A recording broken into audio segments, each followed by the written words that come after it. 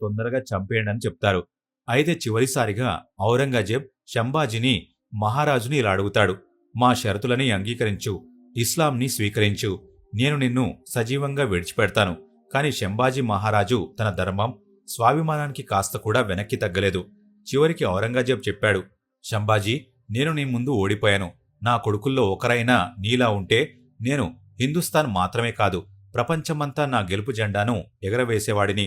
చివరికి ఔరంగజేబ్ ఆదేశానుసారం షంభాజీ మహారాజ్ శరీరాన్ని ముక్కలు చేసి వారి తలను ఔరంగాబాద్ అంటే నేటి ఛత్రపతి సంభాజీ నగరం, అక్కడ నుండి గుహన్పూర్ తర్వాత ఢిల్లీ గేటు వద్ద వేలాడదీశారు.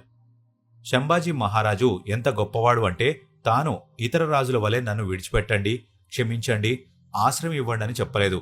వారు ఇతర రాజుల్లా ఔరంగజేబ్ ముందు వంగి తమకు పెద్ద పెద్ద మహలు కట్టించమని సుఖంగా జీవించుకునే అవకాశం ఉన్నప్పటికీ ధర్మం, స్వాభిమానానికి వారు ఎప్పుడూ వదులుకోలేదు. మన పాదంలో చిన్న ముళ్ళు గుచ్చుకుంటే మనం 5 నిమిషాల పాటు విలవిల కొట్టుకుంటాం.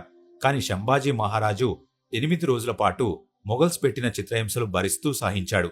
ఆ సమయంలో షంభాజీ మహారాజు ఆ నొప్పిని ఎందుకు భరించారంటే, ఎందుకంటే తన తండ్రి ఛత్రపతి శివాజీ మహారాజ్ యొక్క హిందవీ స్వరాజ్య స్వప్నం కోసం, దేశ ధర్మం కోసం చివరికి దుష్టమైన ఆంగ్సేబ్ నమ్ముతూనే ఉండేవాడు. షంభాజీ మహారాజు ఓ సింహం వంటి వాడని, ఎందుకంటే మనం అతని కళ్ళు తొలగించాం, కాని అతని కళ్ళు మన ముందు వంచలేదు. మనం అతని నాలుక కోసి తీసేశాం, కాని అతను జాలి కోసం 2 మాటలు అడగలేదు. మనం అతని చేయి కోశాం, కాని అతను మన ముందు చేయిని చాచలేదు. మనం అతని కాలు కోశాం, కాని అతను మన ముందు మోకాళ్లు వంచలేదు. మనం అతని గొంతు కోశాం, కాని అతని గొంతు మన ముందు వంచలేదు. నిజంగా అది సింహం యొక్క గొంతు, ఓ అల్లా అని అన్నాడు.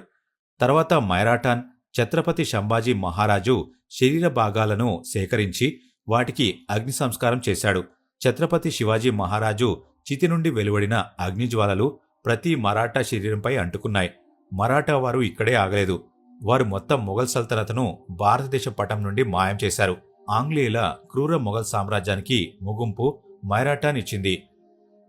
పూణే నుండి ప్రారంభమైన మరాఠా సామ్రాజ్యం తుఫాన్లా ఆఫ్ఘనిస్తాన్ సరిహద్దు వరకు విస్తరించింది. ఇంతటి పెద్ద హిందూ సామ్రాజ్యం నిర్మాణం చరిత్రలో మౌర్యుడు మరియు గుప్త సామ్రాజ్యుల 1000 సంవత్సరాల తర్వాత మళ్లీ మైరాటాన్ సాధించగలిగింది.